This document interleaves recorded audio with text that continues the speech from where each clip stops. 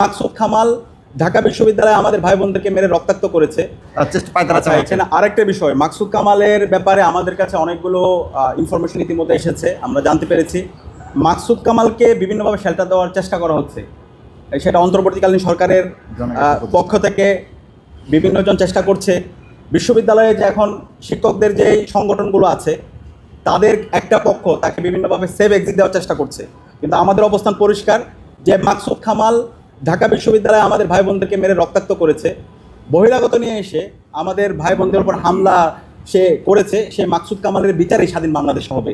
এবং মাকসুদ কামালের সাথে ওই সময় যারা বিশ্ববিদ্যালয়ের প্রক্রিয়ালবর্তীতে ছিল, বিশ্ববিদ্যালয়ের পড়াশোনা যারা ছিল, সবার বিচারেই স্বাধীন বাংলাদেশ হবে।